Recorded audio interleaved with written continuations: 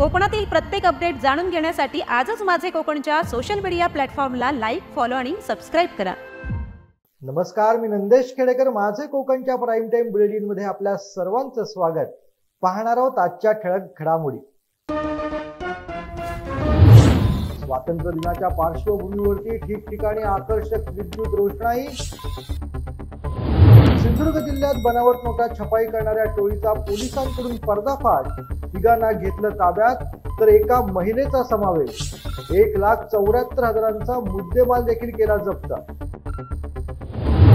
शालेय शिक्षण मंत्री दीपक केसरकर यांच्या मतदारसंघातच शाळा पायवाटेविना. जनता दरबारात माहिती आली समोर. खेड शहरात मानवी वस्तीत मगरींचा वावर. एकविरा नगर परिसरात मगरीचं दर्शन. वन्यजीवन पथकाला मगरीला रेस्क्यू करण्यात यश, तर मगरीला नैसर्गिक अधिवासात केले मुक्त. आणि तळा येथे रानभाजी महोत्सव उत्साहात साजरा. तहसीलदार स्वाती पाटील यांच्या हस्ते उद्घाटन. पाहूया सविस्तर वृत्त. स्वातंत्र्य दिनाच्या पार्श्वभूमीवर सिंधुदुर्ग जिल्ह्यातील डोळाबांधमधील तिलारी धरणातून वाहणाऱ्या पाण्याला तिरंग्याची झळाळी देण्यात आली. रात्रीचे डोळ्याचं पारणं फेडणारी दृश्य तिरंग्याच्या झळाळीतून उठून दिसत आहे. तसेच लेझर किरणांचा वापर करून स्वातंत्र्य दिनाच्या देशवासियांना शुभेच्छा देखील देण्यात आलेल्या आहेत. स्वातंत्र्य दिनाच्या पार्श्वभूमीवर पंढरपूरच्या श्री विठ्ठल रुक्मिणी मंदिरात आकर्षक विद्युत रोषणाई करण्यात आली. नामदेव पायरी, उत्तर द्वार, पश्चिम द्वार, श्री विठ्ठल रुक्मिणीचे कळस इत्यादी ठिकाणी आकर्षक तिरंगी रंगाची विद्युत रोषणाई करण्यात आली. भारताचा स्वातंत्र्य दिन 15 ऑगस्ट रोजी साजरा होत आहे. यंदा आपण 78वा स्वातंत्र्य दिन साजरा करतोय. त्या पार्श्वभूमीवरती दरवर्षीप्रमाणे याही वर्षी हर घर तिरंगा या उपक्रमाची अंमलबजावणी करण्यात यावी असे शासनाचे आदेश आहेत. दिनांक 9 ऑगस्ट ते 15 ऑगस्ट 2024 या कालावधीत हर घर तिरंगा हा उपक्रम यशस्वीपणे राबवण्याबाबत कळवण्यात आलेला आहे. याचाच भाग म्हणून हर घर तिरंगा उपक्रम रत्नागिरी जिल्ह्याच्या लांजा तालुक्यातील कुर्णे गावात उत्साहात साजरा केला जातो. या उपक्रमाचं सर्वत्र स्वागत देखील होत आहे. माझं नाव नारायण यशवंत गडसे आहे. हर घर तिरंगा हा शासनाने उपक्रम चालू केलेला आहे. तर आम्हाला आनंद होतो की 26 जानेवारी आणि 15 ऑगस्ट या टायमाला प्रत्येकजण आपल्या आपल्या घरामध्ये तिरंगा फडकवत आहेत. आम्हाला अभिमान वाटतो की आम्हीसुद्धा त्या उपक्रमाचे सहभागी आहोत. शासनाचा घर घर तिरंगा हा उपक्रम आमच्या घरावर जो आम्ही तिरंगा फडकवतो याचा आम्हाला सार्थ अभिमान वाटतो. यापूर्वी आम्ही शासकीय कार्यालयामध्ये जाऊन 26 जानेवारी 15 ऑगस्टला तिरंगा फडकवत होतो. पण आता प्रत्यक्षात आम्हाला शासनाच्या उपक्रमातून या सरकारच्या उपक्रमामध्ये आम्हाला आपल्या घरावर झेंडा फडकवण्याचं जे सौभाग्य लाभले त्याचा आम्हाला खूप आनंद वाटतो. भारताच्या स्वातंत्र्य दिनानिमित्त भारत सरकारतर्फे हर घर तिरंगा अभियान राबवलं जात आहे. त्याचाच एक भाग म्हणून चिपळूणच्या नगरपालिका आणि तहसीलदार कार्यालयातर्फे भव्य बाईक रॅली काढण्यात आली. स्वातंत्र्य दिनाच्या पूर्वसंध्येला चिपळूण नगरपालिकेचे प्रशासक तथा मुख्याधिकारी विशाल भोसले व चिपळूणचे तहसीलदार प्रवीण लोकरे यांच्या मार्गदर्शनाखाली आयोजित या रॅलीमध्ये चिपळूण नगरपालिकेचे कर्मचारी, अधिकारी, पोलीस कर्मचारी व महसूल विभागाचे सर्व अधिकारी सामील झाले होते. चिपळूण नगरपालिकेच्या आवारातील छत्रपती शिवाजी महाराजांच्या पुतळ्याला पुष्पहार अर्पण केल्यानंतर ही रॅली बाजारपेठ मार्गे गोकुळ रोड, उस्ताड ते इंदिरा गांधी सांस्कृतिक केंद्रपर्यंत ही रॅली संपन्न झाली. या रॅलीमध्ये तहसीलदार प्रवीण लोकरे, मुख्याधिकारी विशाल भोसले, प्रशासकीय अधिकारी मंगेश पेढामकर, कार्यालयीन अधीक्षक अनंत मोरे, उद्यान प्रमुख बापू साडविळकर, आरोग्य विभाग प्रमुख वैभव निवाते, राजू जाधव असे अनेक अधिकारी व कर्मचारी सामील झाले होते. शासनामार्फत हर घर तिरंगा हे अभियान सध्या राबवलं जातं. या अभियानाचा एक भाग म्हणून आणि उद्याच्या स्वातंत्र्य दिनाचं औचित्य साधून त्याच्या पूर्वसंध्येला आज बाईक रॅलीचा कार्यक्रम आयोजित केला होता. सध्याचा कार्यक्रम हा तालुका प्रशासन, नगरपालिका चिपळूण यांच्या संयुक्त विद्यमाने आयोजित करण्यात आला होता. या रॅलीला सर्व बाईक रॅलीवाल्यांनी किंवा जे नागरिकांनी भरघोस प्रतिसाद दिलेला आहे आणि तिरंगा घेऊन या रॅलीमध्ये सहभागी झाले होते. या अभियानामध्ये उत्साहानं सहभागी व्हावं. शालेय शिक्षण मंत्री दीपक केसरकर यांच्या मतदारसंघातील वेंगुर्ला तालुक्यातील उभादांडा येथील न्यू इंग्लिश स्कूल प्रशालेला पायवाट नसल्याची बाब सध्या समोर आली. शालेय शिक्षण मंत्री दीपक केसरकर यांच्या मतदारसंघाचा जनता दरबार आज आयोजित करण्यात आला होता. मात्र याच मतदारसंघातील उभादांडा येथील न्यू इंग्लिश स्कूल या प्रशालेला रस्ता उपलब्ध करून द्या या मागणीसाठी अर्ज दाखल करण्यात आला। मात्र याबाबत ग्रामस्थांचे समाधान न झाल्याने ग्रामस्थांनी जिल्हा नियोजन समितीच्या सभागृह प्रवेशद्वारावरती आंदोलन छेडले।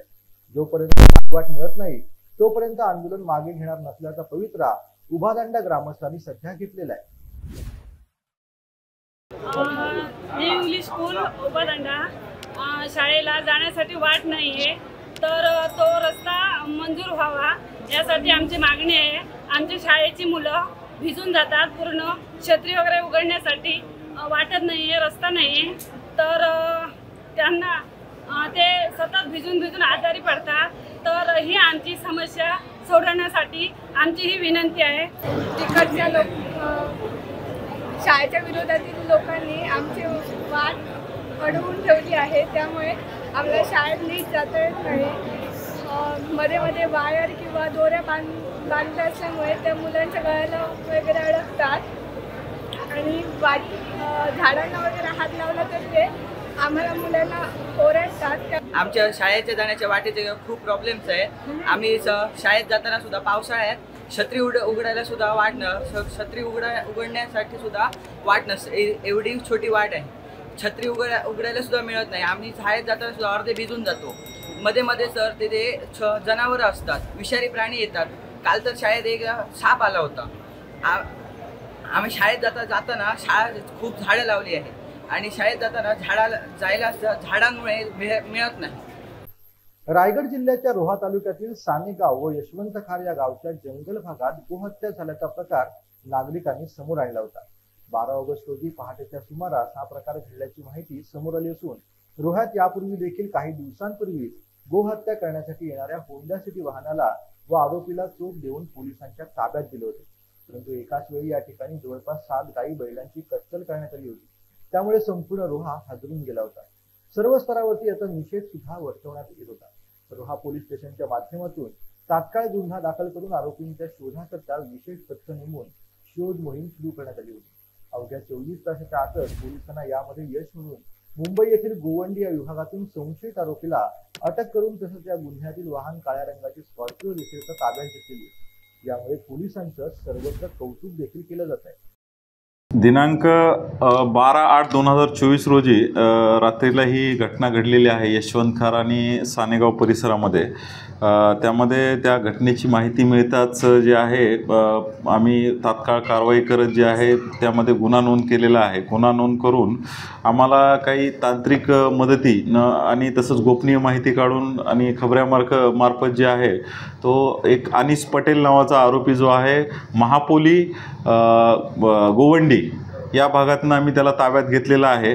तसेच त्या गुन्ह्यातील जी आहे गाडी जी 4 व्हीलर वापरली होती गुन्हा करण्यासाठी स्कॉर्पिओ आहे ब्लॅक कलरची, तीही आम्ही ताब्यात घेतलेली आहे आणि इतर आरोपी जे आहे ते ताब्यात घेण्याचा आम्ही प्रयत्न करत आहोत। या बाबतीत तपास चालू आहे, कारण मागच्या आठवड्यामध्ये जे आहे त्याच भागामध्ये जे आहे 2 इन्सिडेंट झाले आहेत। दोन्ही इन्सिडेंटमध्ये पहिला जो इन्सिडेंट आठवड्याभरापूर्वी झाला होता त्यामध्ये आपण आरोपी जो आहे अटक केलेला आहे। त्यानंतर हा जो इन्सिडेंट परवा दिवशी झाला आहे त्यामध्ये आरोपी जो आहे आपण 24 तासाच्या आत पोलिसांनी अटक केलेला आहे। परंतु अद्याप दोन्ही गुन्ह्याचा तपास चालू आहे। तपासामध्ये अद्यापपर्यंत तरी कुठल्या स्थानिक माणसाचा किंवा इतर जो आहे सहभाग असावा अद्याप तरी आमच्या पोलीस तपासामध्ये निष्पन्न झालेलं नाही किंवा निदर्शनास आलेलं नाही। बनावट भारतीय चलनी नोटा छपाई करणाऱ्या टोळीचा कुडाळ पोलिसांनी पर्दाफाश केलाय।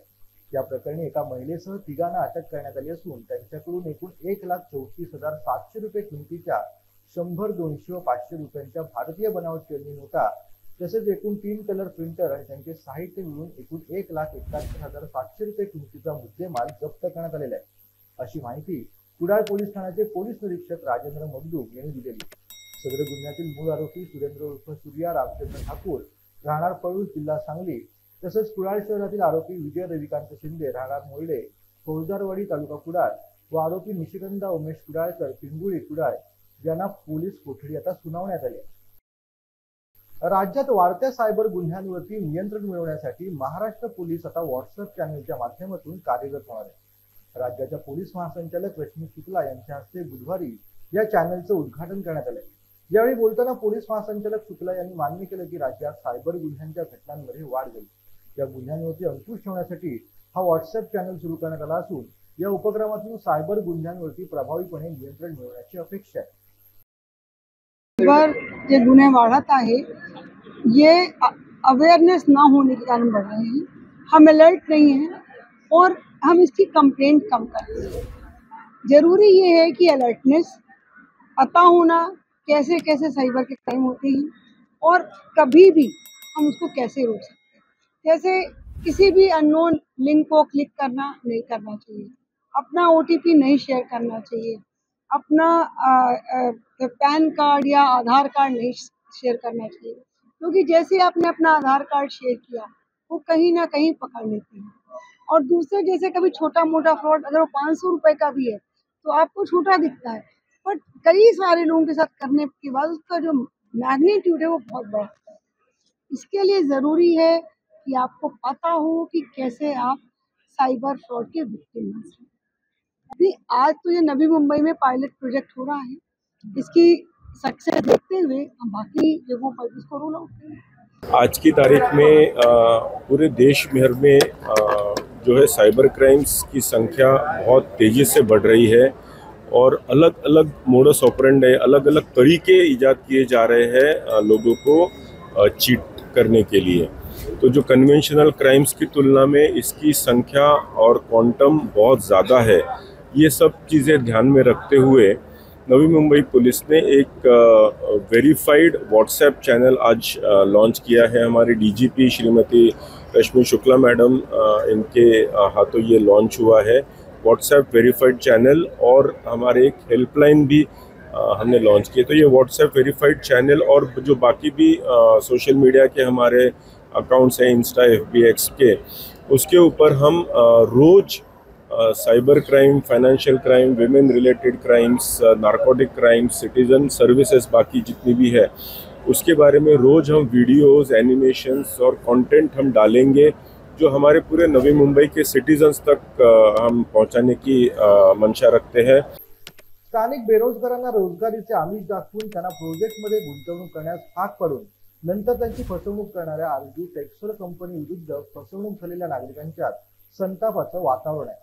कंपनीकडून आमची मूळ मुद्दल रक्कम परत मिळवून द्यावी या मागणीसाठी आता फसवणूक झालेल्या नागरिकांनी जिल्हाधिकारी कार्यालयासमोर 15 ऑगस्टला उपोषणाला बसण्याचा इशारा देखील दिलाय.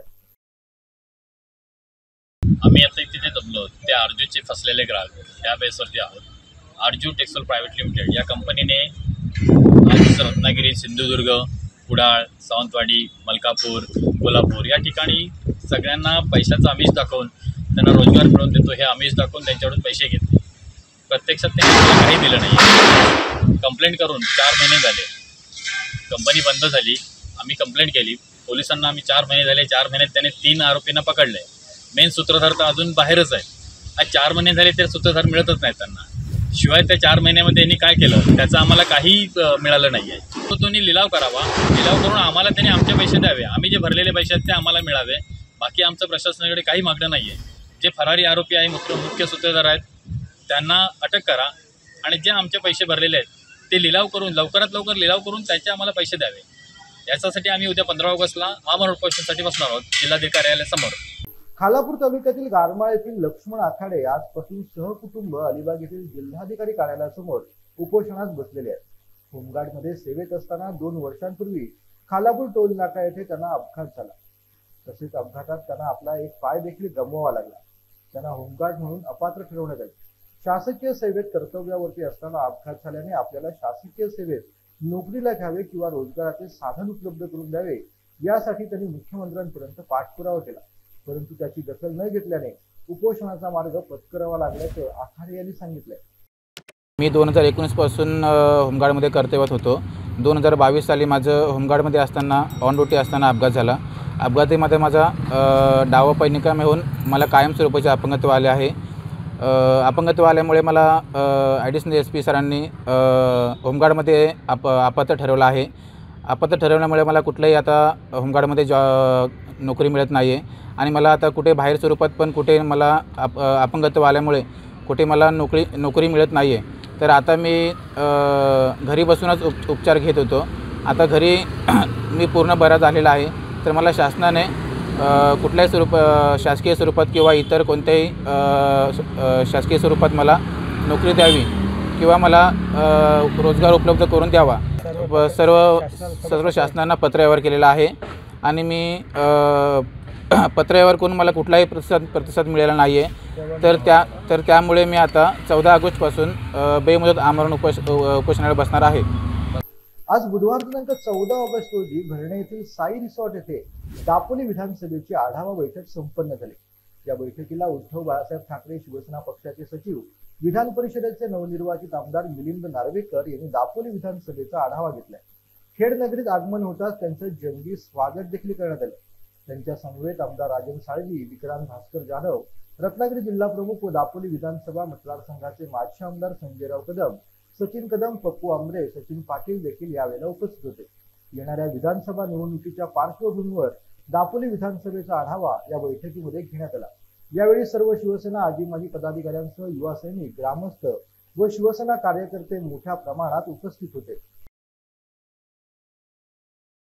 कुडाळ पोलीस स्टेशनच्या बाजूला असलेल्या छत्रपती संभाजी महाराज चौकात लावलेल्या एका बॅनरची सध्या कुडाळच्या राजकीय वर्तुळात जोरदार चर्चा सुरू आहे. शिवसेना तालुका कार्यालयासमोर कुडाळमध्ये शिवसेनेचे उपनेते आमदार रवींद्र फाटक यांच्या वाढदिवसाला शुभेच्छा देणारा बॅनर लागलेला आहे. आमदार रवींद्र फाटक यांचा वाढदिवस उद्या 15 ऑगस्टला आहे. शिवसेनेच्या बॅनरवरती शालेय शिक्षण मंत्री दीपक केसरकर, उद्योग मंत्री उदय सामंत, उद्योजक भैया सामंत, जिल्हा प्रमुख संजय आंग्रे, अशोक दळवी, बबन शिंदे, अरविंद करळकर, संदेश पटेल आदींचे फोटो आहेत.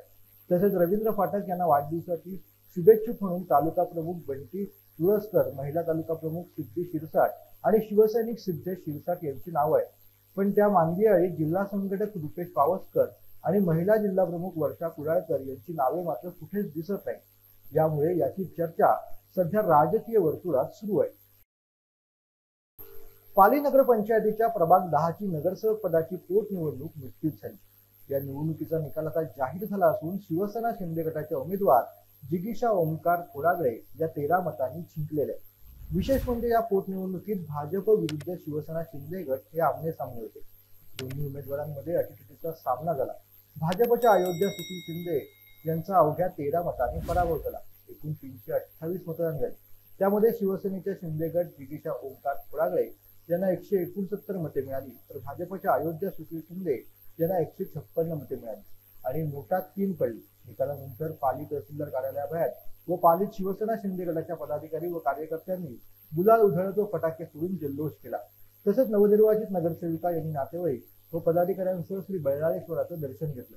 या निवडणुकीत स्थलांतरित मतदारांनी महत्वाची भूमिका बजावली. कार्यकर्त्यांचा हे होता की 100% आपली सीट लागेल म्हणून. या ठिकाणी आता जे इलेक्शन झालं, जे मतदान झालं, त्याच्यामध्ये BJP वर्सेस शिवसेना असं झालं आणि प्रभाग क्रमांक 10 मधून आमच्या जिगीषा खोडागळे म्हणून ह्या उमेदवार अतिशय भरघोस मतांनी निवडून आल्या. या माध्यमातून एक पावलं उचलली पाहिजे. आताच मी सूचित केलं की एक देवस्थान म्हणून पर्यटकांचा ओढा आहे, त्याचप्रमाणे जर एखादं जागा रिक्त असेल तर आमदार साहेबांच्या माध्यमातून आपण त्याला निधी देऊ. की शिवसेनेमध्ये काम करणारा, की ज्याचं पेणमध्ये स्वतःचं घर आहे, पेणमध्ये त्याचं सामाजिक कार्य आहे, राजकीय कार्य आहे, मामांचा आणि मामींचा आशीर्वाद ज्याच्या डोक्यावर आहे आणि आमच्या सुधागडमध्ये सगळ्यांना हवं असं वाटणारा असा संजय म्हात्रे याला पेण सुधागड नागोठण्याची शिवसेना शिंदे गटाची आमदारकीचं तिकीट मिळावं. मला माहिती आहे युतीचा धर्म हा तुम्हाला सुद्धा पाळावा लागणार आहे आणि तुम्ही आदेश दिल्यानंतर आम्हाला सुद्धा पाळावा लागणार आहे. पण तो युतीचा धर्म आम्ही फक्त एकतर्फी शिवसेनेने पाळून चालणार नाही आहे. कारण की प्रसाद भोईर यांनी स्थानिक आमदारांच्या विरोधात भूमिका घेतली तर त्यांची पक्षातनं हकालपट्टी केली जाते. पण तेच दुसरे भोईर जे अलिबागमध्ये आहेत त्यांनी पक्षाच्या विरोधी कारवाया केल्या, कामकाज केलं तर त्यांची अजून पक्षातनं हकालपट्टी होत नाही. हा युतीचा धर्म होत नाहीये.